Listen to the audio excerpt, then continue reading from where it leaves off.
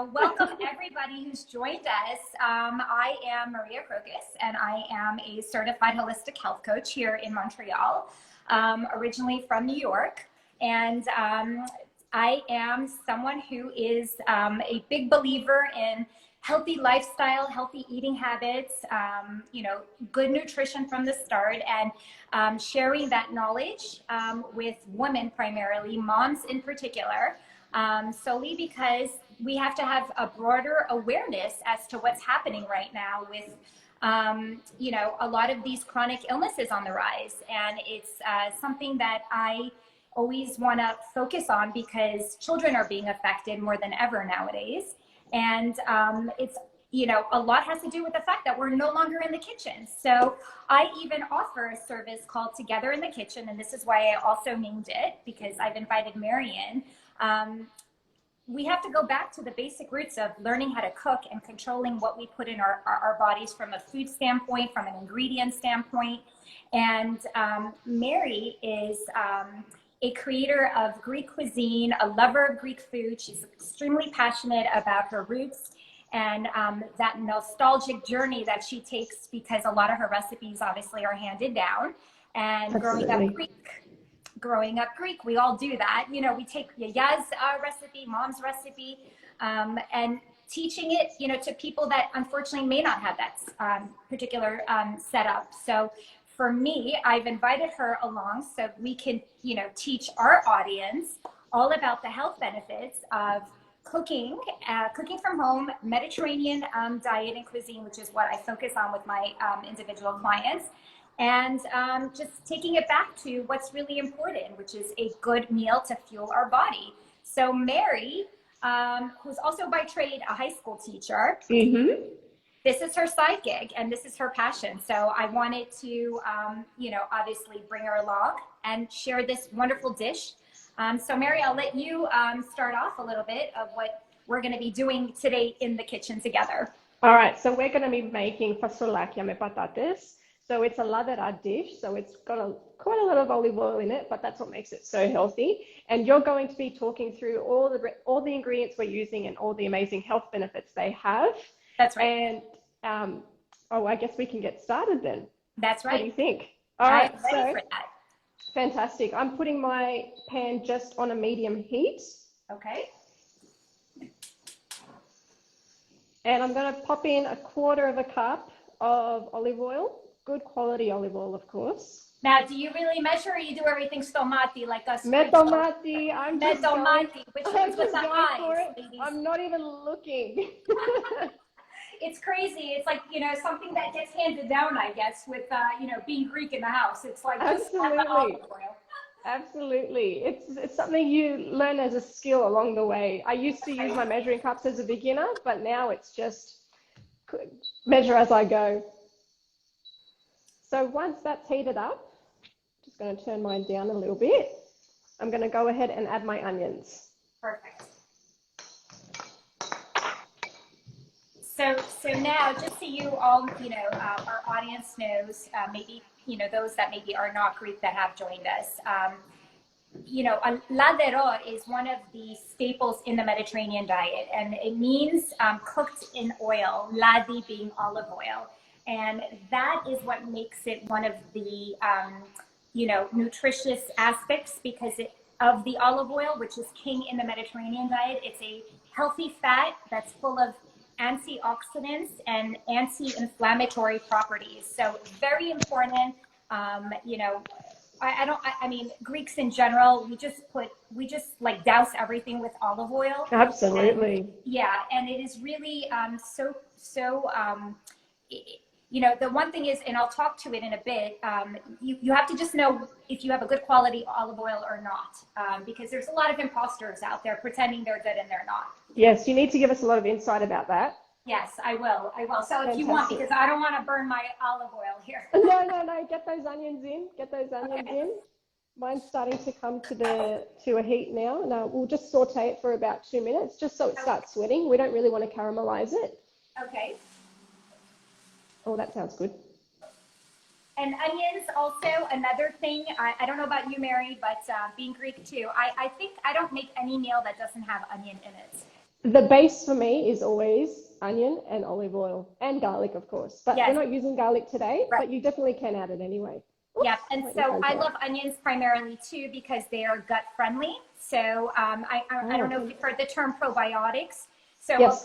the probiotic are obviously the good bacteria that we want living in our gut that helps keep our immune system very, alive and thriving. Right. And the onion is considered a prebiotic, which means that you pretty much are feeding your good gut bacteria with your onions. So onions and garlic are excellent as a source of prebiotics in your diet.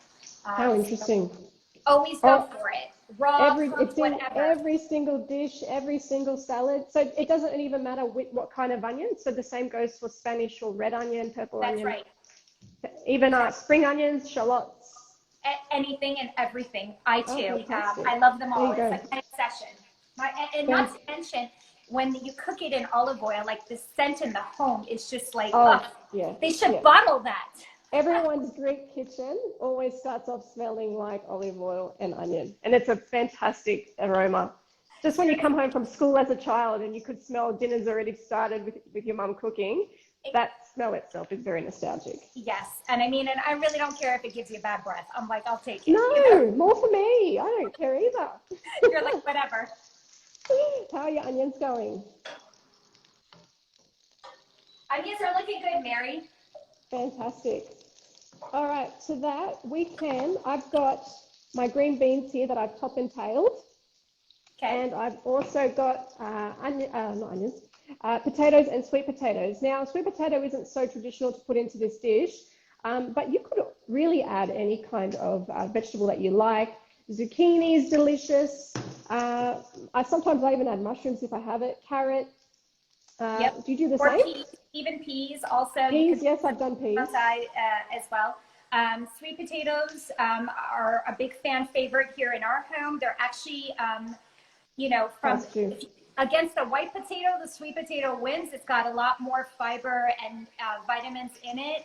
And it's also easier from a digestion standpoint because of the starches. It doesn't also spike up your sugar like a white potato does. So someone who is maybe diabetic or someone who is, has issues with, borderline sugar, you're going to be more served with sweet potatoes. So I too love them and love incorporating them in my meals. So we're throwing in a combo as well, Mary. So I should throw them in now? Yes, pop them in. We'll get those in, the sweet potato and the potato. We can go ahead and add our crushed tomatoes as well. Our tomatoes? Okay. Yes. I'm using crushed tomatoes. I always use the mutti range. Sorry, I just need to pop out of the camera and grab my kettle. Okay, so you're using, and I'm using strained tomatoes from a jar. So I did want to speak to that. Okay. Yes. So tomatoes are something that is on the Dirty Dozen list, which is a list that is top pesticides in for produce or fruits, okay? Vegetables and or fruits. And these are, they have the highest amounts of pesticides per, let's say, strawberry, per pepper, per tomato. Tomatoes need to be on that list. And this is where, when you can, if the budget permits, I would opt to always go with organic. Alleviate and eliminate those, unnecessary toxins in your food.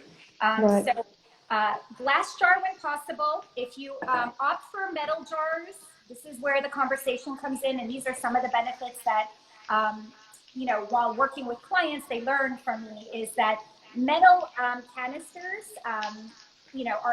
could be endocrine disrupting. In other words, there are toxic materials seeping into the food.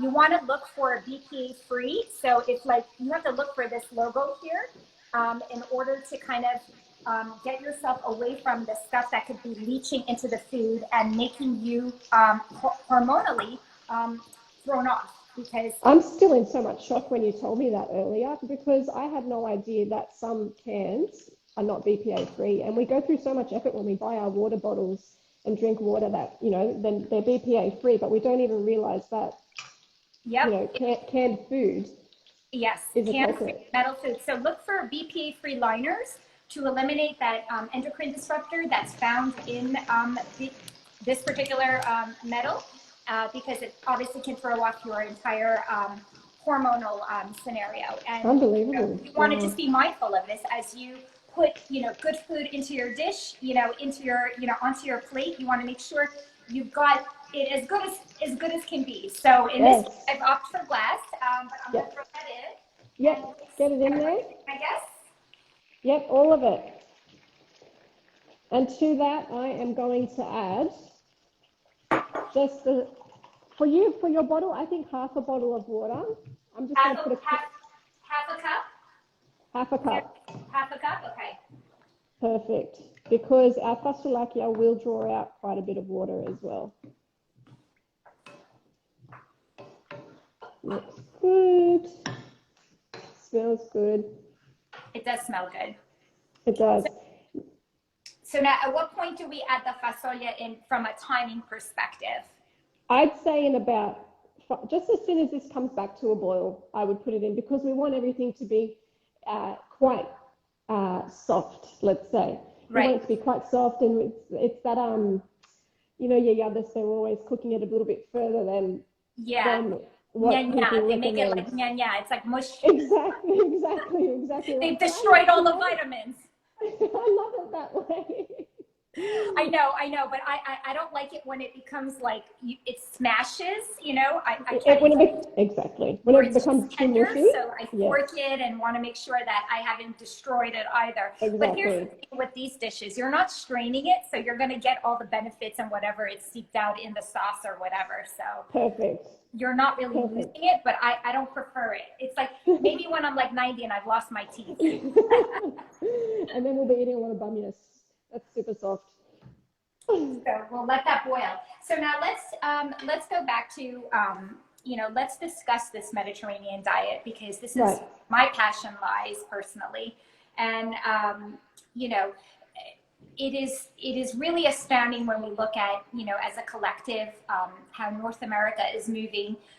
Even Australia, and when I combine more, when I say Australia, I say our numbers for the diabetes and obesity rates are very similar. We've, adapted a society where everything is going to be fast, processed, and it's not serving our bodies. And what it's coming down to, it's affecting children. And when you look at the statistics, like 1 in 3 kids in our area is obese or overweight, and that's pretty mind-blowing. And then you have 1 in 3 that would have some form of diabetes by the age of 20. And this is diabetes that you see with someone that's like over the age of 65 getting later on in life. Now you're seeing a 20-year-old with it.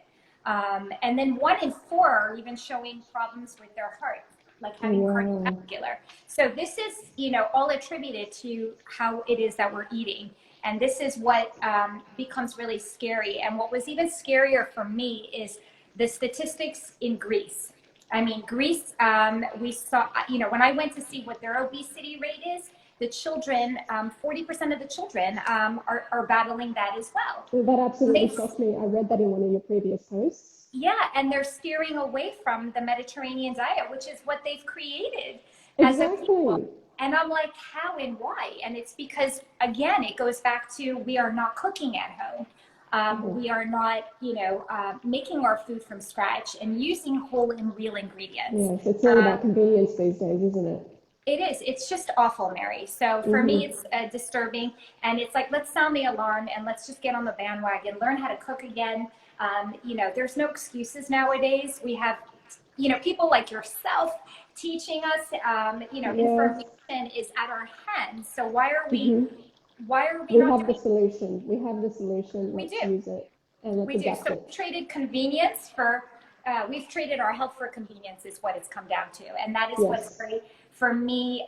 In order to really incorporate, lifestyle changes, you want to definitely, get on the bandwagon that you have to roll up your sleeves and do some of the dirty work that's, entitled. You cannot just, you can't just think like, oh, it's going to make itself, or I'll just eat it out of a box. That's dead food. It's not fuel for your body. It's, Absolutely you know, not. No, food is medicine. yep, food is medicine is right. And who said that? Hippocrates. So, Yeah. another fellow Greek, we know what we're doing. So I just don't Exactly. understand why we're Exactly. not doing it anymore. And Yeah. it's The for me solution very is sad. there. Preserve it. Keep doing it, and you'll be healthy. That's it. And we have to Yeah. teach our kids this as well. Because Oh, absolutely. if we're teaching them, Absolutely. open up a wrapper all the time, that is not the way Yes. to go.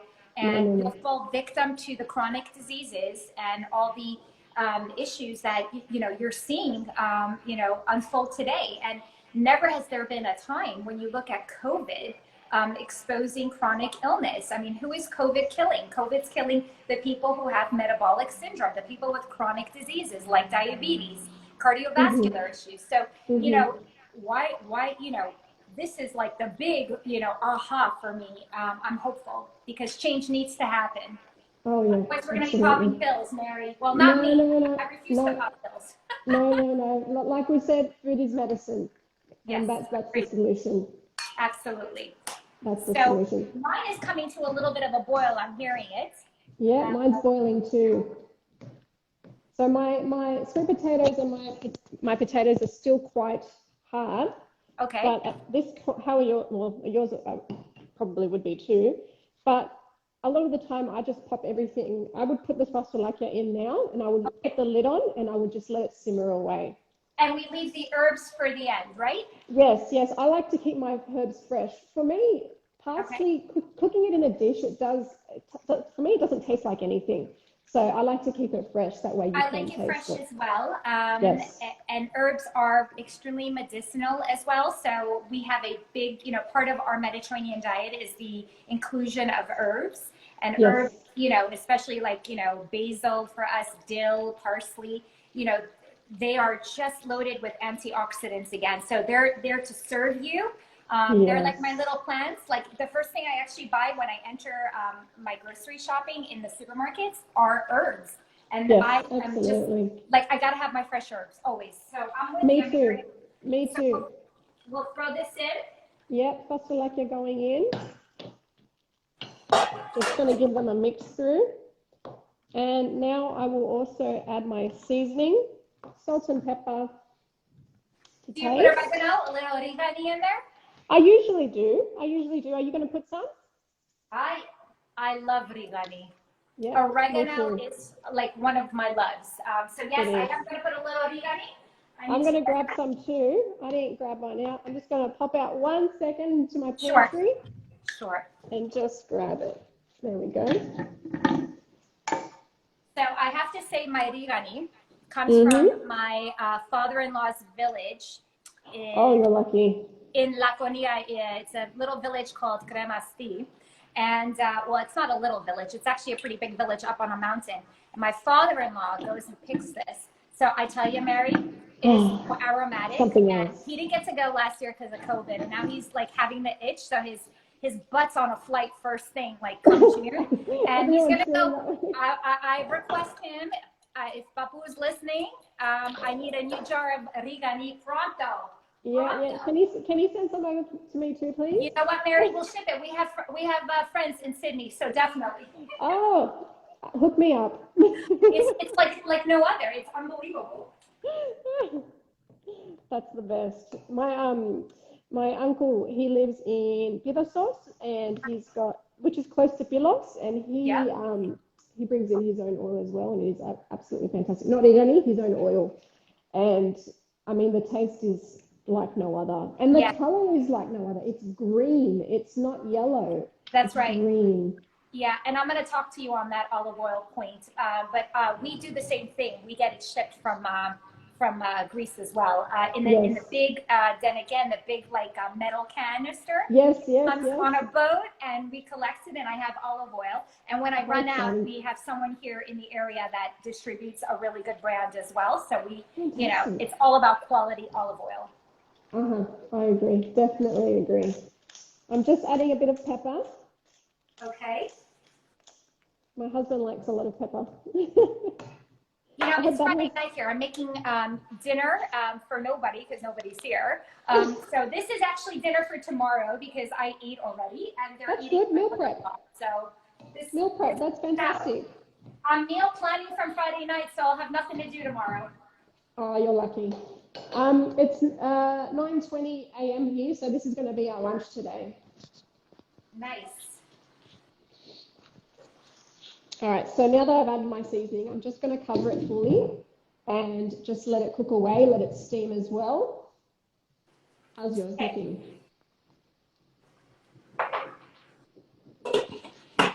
Okay, so this is like a nice like low simmer, I take it. You don't want to high fire this dish. No. Because no slow simmer. and I know my mom, God rest her soul, she gave me a tip. She said, whenever you cook la vera, don't go poking in it with your kutala, with your wooden spoon, because you end up breaking the vegetables. Like just low fire, cover it, and it'll low just and slow. On its own. And low and slow. Because then you go like digging in, and then you end up like breaking your potatoes, and it just doesn't look that pretty. Yeah, exactly. And that's why I've used quite a wide, deep pan, because sometimes if I use quite a tall gazzarola or pot and I'm sitting there stirring it, a lot of the potatoes do break apart because sweet potato does cook quite quickly rather than potato. That is right. So that's why I prefer using a deep wide pot for this dish. Yes, that's key to this dish. Absolutely. Yeah, absolutely. Let me chat with you about the olive oil. Oh yes, tell us what makes for a good olive oil as well. And olive oil is, like I said, it's like the the crown of our Mediterranean diet. It has polyphenols in there, which are antioxidants that go after the free radicals in your body, pretty much keeping you vibrant, and also helping combat any form of inflammation that could be going on in the body. Right. So this is the good, healthy fat that you want to be eating more of. I definitely have, olive oil in all my dishes. I cook with it. I bake with it. As far as identifying a good, pure olive oil, you definitely want to look for a certification seal on your olive oil bottle. For example, a POC label. Mm-hmm. It would just be like a label that says that it's certified, which means it's been, it's authentic in nature. If you don't see a certification, I'd put that bottle down, okay? Okay. Now, another key is when you're purchasing olive oil is not for it to be sold in a stained dark glass bottle or in one of these kind of like stainless steel containers. You don't want, if you see an olive oil on the shelf that is just like clear glass or plastic, put that thing down. Okay, right. Put it down because light, when you put olive oil in light, you actually are destroying the good, qualities of the oil itself. Right. So you want to make sure. I made the mistake as well, and I learned. I used to buy the big metal cans, and then I would put it in a glass clear bottle with one of these like little spouts. Oh, yes. And my friend, was like, Maria, that's destroying your olive oil. The light is hitting it. That is not good. So you definitely want to store it in a dark, cool place, or obviously if you have a you could put it in a glass bottle, but you'd have to put it somewhere dark. Yeah, I use mine. My one's in a ceramic. That's it. That's the one I always use. So you want to definitely hide it from light. At one point, 70% of the olive oils being sold on the supermarket were not even olive oil, or they were mixed with other oils. So you have a lot of mixed fat. Yeah, it was, and now they're cracking down on that. So now they're basically, going after that and trying to make sure that things are certified. That's why a certification seal will make it, say to yourself that it's authentic. You also want a 1 crop year olive oil. So you want an expiration date on your olive oil. Yes. Okay. So the moment you open the bottle, typically within like 3 months, the olive oil, kind of meets its expiry date. Or you just look for the expiry date, label on the bottom, which says that it's a 1 crop season. So it's unfiltered. And then when the moment you open, you have about that 3-month window, they say, to consume it to get the highest quality of all the good stuff that's in there. Yes, yes, yes. And I'll tell you, I go through it very quickly. No olive oil lasts over 3 months in my house. I know, Mary. Me too. It's like I'm like, are we drinking this stuff? I mean, I have a cream that I Practically. use that has olive oil in it. I put it on my face. I can drink it even just like, on a spoon, like it's Yes. crazy. And a good Yeah. olive oil needs to have that kind of bitter kind of taste that burns the Oh, back of your interesting. throat. Okay. Yes, yes, it's quite peppery. That's right. So if it's not peppery, then you don't have yourself a good olive oil. And obviously, the color, the darker it is in green color, the better the quality as well. So these are some of the things to kind of look for. Stay away from storing it in anything plastic. Again, that's toxic material. Endocrine disrupting. Could leach into your food and into the oil and ruin it. So you don't want that. Yes, yes, yes, Glass yes. for sure, or metal, ceramic. Absolutely. Absolutely. So Fantastic. So interesting. And there's a yeah, lot that we it's didn't know. fascinating. A lot that people don't know. And I'm learning as well a lot today. Yeah, and then just in general, the Mediterranean diet being so, why I love it and why it is that I try to teach it to my clients is because it's not as restrictive, Mary. Yeah, so Um, how do you get them on board? So pretty much, how do you not get them on board? I don't believe in these fad diets that exist out there. These I don't know what you guys have down in Australia. I would think you have the same thing we have up here. There's a lot of diets that keep coming up and, promoting certain things. But what you find is that, they're very restrictive in nature. So you really would have a hard time living your life, on a keto diet forever. I mean, there are some people that do it, but I would say the majority will fail at it. And so you want to go back to a diet that is all encompassing and not restrictive. And that's what the Mediterranean diet is. It includes your, big percentage of it is vegetables and fruits, Right. greens, nuts, seeds, obviously healthy fats like olive oil. It Right. includes a little bit of meat and some fish, a little bit of yogurt, and it even includes a little potiraki of grasaki, a little red wine, in Beautiful. moderation from time to time. So you don't want to, do anything in excess. But the whole premise of this diet is to eat whole foods that come Yes. from the ground, not foods Yes. made in a plant, or in a factory. And Yes. I'm really inspired by the blue zones personally. And we have two of them in the Mediterranean region. I was Um, hoping you were going to touch on this. Yeah. Ikaria, we all know Yes. Ikaria. And what is the blue zones? It's areas and pockets around the world that have high Longevity. longevity rates. People are living past the expected life expectancy age, and they have studied what is the reason for it. And it really comes down to diet. So Icarians eat a Mediterranean diet, and they live a All lifestyle. homegrown. All homegrown. That's right. And it's all about it being a lifestyle. It's not just the food on their plate, but it's a sense of community and sharing and family and eating their meals and being mindful how they're eating. It's not just like scarfing it down and feeling full and oh my Yes. God. It's Yes. about like conversation and this is what's so beautiful about the whole Mediterranean lifestyle. It's a lifestyle. It's not just like a fad diet. It's a way of Mm-hmm. living. Yes. And Absolutely. that is why I promote it. And I don't have any resistance getting anyone on board with it because it's Yeah. really common sense. Yeah, Common but sense. when you say their way of life, I've read that it's all about stress-free, not revolving your life around deadlines and rushing. So they are very relaxed people, They are and relaxed. that is something that lacks in Sydney. Sydney is buzzing. It is go go go go. Got to get here in 5 minutes. I got to make it 5 minutes. Everyone's just in a rush, and I think we just need to slow down, and that's part of helping you to get healthy just mentally. 1,000%, Mary. It is, I grew up in New York City. Talk about a city that never sleeps. Right. High energy, go go go. Never stopping, and that is also not good for us. So, it's not food. Food is one component to health.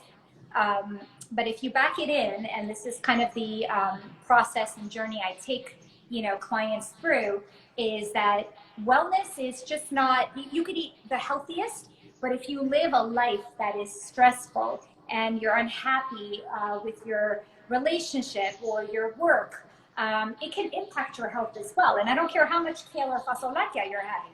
Yeah. It's not gonna, you have to be all encompassed in that. And when you focus on the bigger crux of why people are eating the way they're eating is because their connection to food is trying to solve something that's deeper within. And that is the key of part of the journey I take them on. It's not just, hey, I want to lose weight, Maria. Weight loss is one part of it. If you're only focused on that, you're missing out on that real core of what could be really going on inside. Right. And the truth is 95% of the chronic diseases are stemming from, poor decision making in our lifestyle, with our food and with everything else that comes with. So, you got to be very open-minded about, how you're going to solve this one. And, it's what I try to expose, with people, and going back to the kitchen as your healing place, because this is where the pharmacy lives, in my opinion. And you know what? A lot of people found that connection when we had COVID lockdowns this time last year. Everyone was back in the kitchen cooking and reconnecting, and I feel like they found that healing as well, because it became a cooking craze over here. And I think, like I said, a lot of people did find that healing as well. Yeah, it's so important, Mary. It's so important. So, I don't know. Do you need to check on yours or mine? Oh, I'm going to check on mine now. They still look a little firm to me. Yeah, but mine are a bit firm too. Sometimes I always add a little splash of water if I need to. If I feel like they're still a bit too firm, I'll just grab myself a little knife. Oh, I've got one here. I'll just give my potatoes a prick. Actually, mine are softening. They're getting there. So this is like one of the most, aladero dishes, one of the healthiest dishes that we have in the Greek cuisine, yes. Only because of the star being the olive oil, but it's also we're utilizing, a myriad of vegetables and herbs, and you could really play around with this. You can add, you could do a ladero that actually has meat in it as well. There's so many ways to do this and so many ways to cook it. It doesn't have to be stovetop. It can be in the oven. In the tray. Yep, just throw it all in. Even with chicken is delicious. I absolutely love it with chicken. But for me, vegan is the winner, with some tarama on the side and, maybe some feta cheese as well. But that's just bliss on a plate. You got to have feta, and feta is one of those we well approved, I call that, ingredients in anything, because it is, feta cheese is not like, because it comes from sheep's milk. It's not, it's easier to digest. And so for someone that could be lactose intolerant, they can probably maybe do a little bit better with anything that comes from sheep or goat. Yes. It's got a lot of probiotics in there as well, good for the bones. I mean, this is like a no-brainer. So feta, and obviously there's like a feta craze going around viral right now. Yeah. It's like not ending, and there's like shortages of feta, but I love feta cheese, and I prefer it over any cow cheese or any cheese that comes from a cow. Solely because it's just a little bit more beneficial, for anyone that could even be suffering from like cholesterol. It's not going to spike your cholesterol like yellow hard cheese would. Oh, so. Absolutely. Oh, that's good to know as well, actually. I didn't know that, but... Yeah.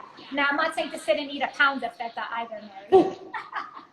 You definitely don't want to like overdo anything, but, everything in moderation. That's key to success. And these extreme, forms of dieting and fads, they don't work. So let's not like fool ourselves with that. We have to go back to, like I said, the basics, and exactly. It all starts in the cucina. Exactly. Absolutely right. And that's why I've got all of my recipes available. That's why everyone can, there's really no excuse. They're available. Start implementing them into your lifestyles. And yesterday I launched my website, so now people can easily navigate through and cook amazing foods like the one we're cooking Yes, today. That's beautiful. Congratulations on your website. Oh, Thank you. And Thank on you. your design, on your beautiful designs, on your, table Oh, linens, no, well, yes. like linens for the kitchen, your kitchen linens, shall I say. Thank you so much. They're gorgeous. Do you ship to Montreal? In the next few weeks, we will be doing international shipping, so keep an eye out. Nice, nice. I love the Melissa one. I love bees. Yes, I love bees, honey. yeah. So, Such a beautiful symbol of Greece. Greece is just,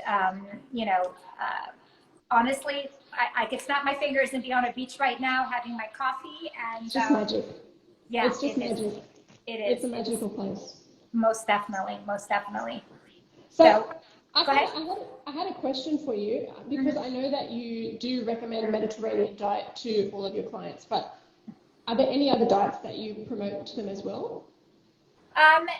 I don't promote fad diets. No. I want to, when someone comes on board, I first want to identify what is in fact going on with them. If there's any symptoms being presented, any health issues that they may have, and what their struggles are. And then you get them, set up in what you think is going to work for them. So now, as much as I introduce them to the Mediterranean way of living, which is going back to whole foods, if they have certain dietary restrictions, clearly those would be eliminated. So I work to modify something that is already so expansive in nature. I would never recommend anything like a paleo diet or a keto. Or, I'm a vegetarian, Mary. I've been a vegetarian almost 30 years, and I wouldn't even impose vegetarianism. I don't even do it on my children. I cook meat for them. I want to expose them to everything, again, in moderation, let them make decisions, and I'll do the same thing with the client. Unless someone is expressing interest to go down a certain road, will I then maybe help steer them? But I don't sit there and push any sort of fad diet because ultimately you're setting them up for failure. To sustain it when I fall out of the picture because, I'm with them on a journey for a while and then, you kind of take their training wheels off and you hope they know how to ride the bike.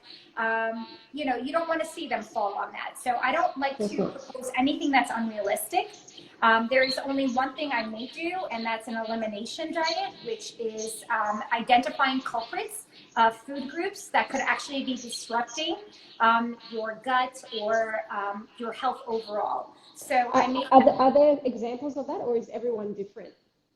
Listen, for the most part, I think an elimination diet can serve a lot of people solely because what you find is people don't realize or don't connect with their symptoms until you start to, go through that process with them of asking the questions.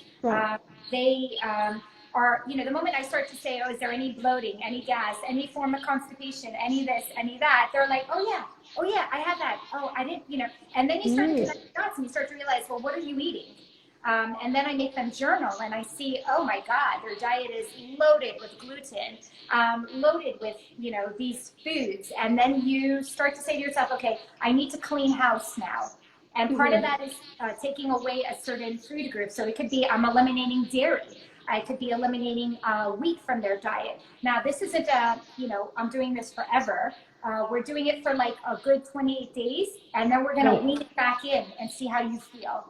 So then we know this is, it's kind of like a baby, Mary. Your daughter, when you started her foods, you started them slowly to see if she would have a reaction to it. Right? We experienced a lot.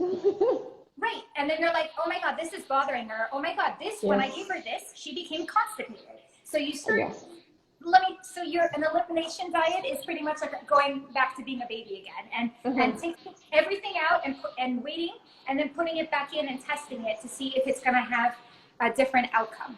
And that's the only thing I do. It's not a diet like a way of life. It's just to identify things. Yes. But that's it, Mary. That's all people need. Yeah. And they need to be told as well. And sadly, 90% of people are walking around, unaware of a lot of the toxic ingredients in the food. In my world, I think everybody knows it, but sadly, the majority consensus is unaware of what it is they're really eating. And what that's I what I like to love do is I about, like going into this, supermarket, finding a product and telling people this is why you shouldn't be eating it because this, and this is in it, and you need to start looking and reading your labels. And that's what I love how you do that, because I learned so much from it.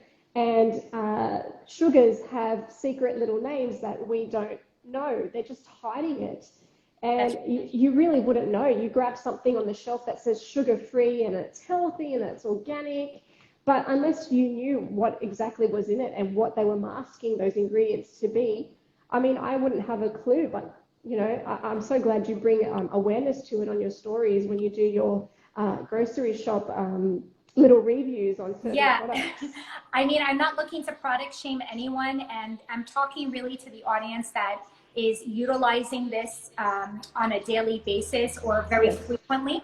If you have a one bag of Doritos once in a blue moon, like Super Bowl time, it's okay. It's okay. But if you're going to sit there and you're buying Doritos every time you're hitting the supermarket and it's living in your pantry, the majority of the year, and then I would tell you that's something that, for me is a no. You cannot do this. You cannot keep eating like this.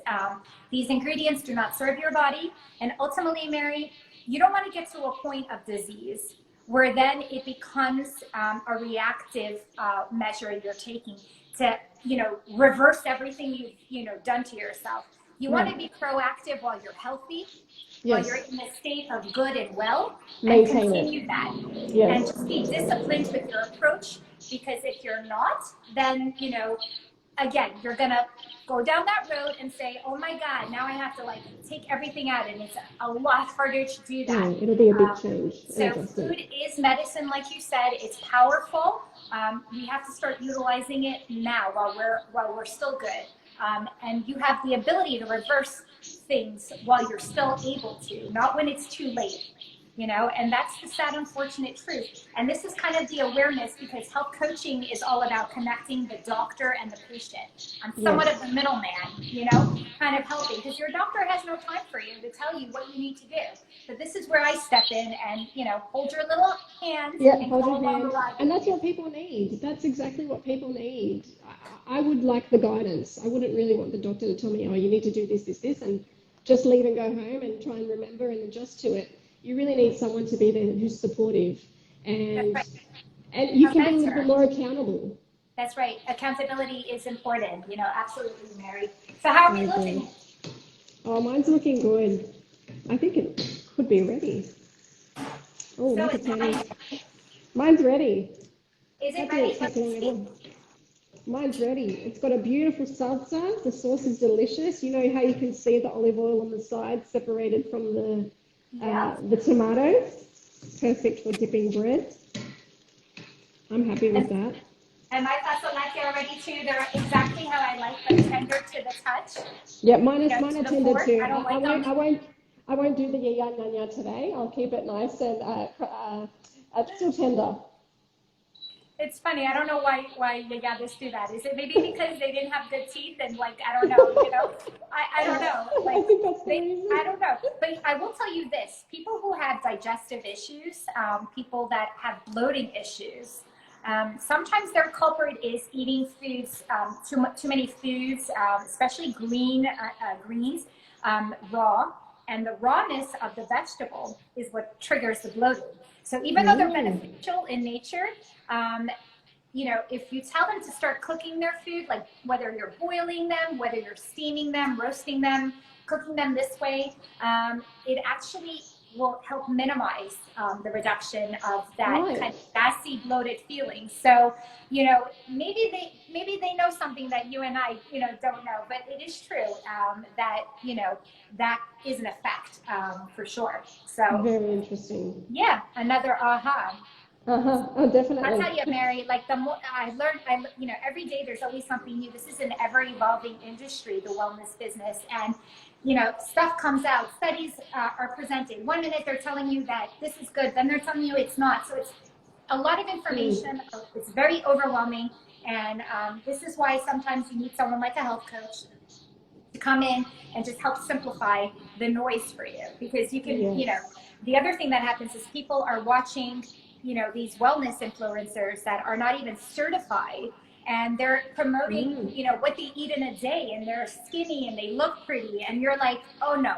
Please tell me you're not telling them to eat this and to take these supplements because you're doing it. And I'm like, this is not how it works. Everyone is bio-individual. What works for me is not going to work for you, Mary. You're coming to the table with other things that I may not have. So, we shouldn't be doing the same thing in essence, So, people have to be mindful of that and to be very careful of the information that's being, scattered out there in these social media days. Yes. There's a lot of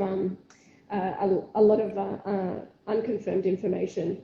Exactly. So you have to be very careful of it, to know how to filter and to make sure you have someone that, is certified or, has been doing this, not just like, someone, that just says that, this is what you should be doing with no real credentials or accreditation from anywhere. Yes, absolutely. I agree. Are we throwing in our herbs? Yes, we are. Let's give them a good sprinkle. So now what do you put like a handful of it, Mary? Because obviously I chopped a lot of my dano. I chopped mine too. I love loads of herbs, so I really don't even... okay, again, with the mati, right? Metomati, get it all in there. I'm putting dill and parsley. I absolutely love dill. It's one of my favorite herbs.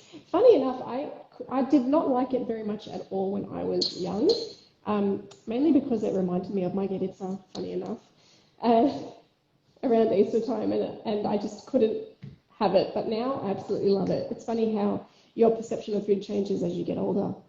Yeah, absolutely. Well, it's definitely strong in nature, but this is like, dill is like one of the main herbs in like, spanakopita, which is like one of my favorites, like you can't make spanakopita without dill, and, we love herbs in this house. My children love herbs. I've taught them very early on, about real food and to, embrace the flavors and, you just have to get them on board very early on. Otherwise, my daughter is eating what we eat now, and she is absolutely loving it. It is. Yeah, I've got to say, I really did not enjoy giving her the bland foods at the beginning because I just felt like I wouldn't want to be eating this. But now she's loving the yemista, the avlo lemon, and she's only 16 months, and her food, I didn't take a portion out for her yet, but all I do is reduce the salt for her, and she'll eat what we have, and she's that's happy. How it should be, and that is very important that you do that early on, because otherwise, you're gonna have to, you'll be killing yourself to make meals to accommodate her, and then what you're eating would be separate. And it could also encourage picky eating as well, I think. Yep, it's one meal, and that's what we're having for dinner. And that's how I've raised my kids as well. And all three eat whatever I serve. They may poo-poo it and say, oh, again, or I don't like this, But I'm like, no, this is what you're eating. Otherwise, you're going to bed hungry, and that's that. I mean, I'm like old school, traditional. I will not accommodate, especially when I know I've, slaved over a kitchen for like a really amazing, nourishing meal, and then you're going to reject it because, I don't know, it doesn't look appealing, You're eating it, kid. Yeah. I agree, 100%. You train them young, Mary, you teach them young, and they have the tools to become healthy and be on the road to health. And that is really what's key because, like I said earlier on, children are not having that shot right now, and we're seeing these sad, epidemics of overweight and, issues, coming, down to the level of like as early as like 2, 3, you're seeing kids having issues, and you're like, why is this happening? And you have to question the food supply. And this is why I go back to the basics in teaching that and teaching them, most importantly, about the crap that's out there and how to stay away from it. So yes, very absolutely. important. We're just going to bring awareness to it. Yep. So that's it. I think our food is done. Yeah, is there anything else that we need to do? You've made it. You're going to take a picture of it and you'll share it with everybody. I'll share the recipe, and I've got lunch sorted today, so I'm quite happy. I don't know if anyone. And we thank you for joining us. I hope this was beneficial and informational on everyone's end. And Mary, thank you for your recipe. I'm going to thank you for having me. for my clients and my viewers. So I appreciate it. Much love from Montreal and Yeah, Dalene, much, as the Greeks much say, love from right? Sydney.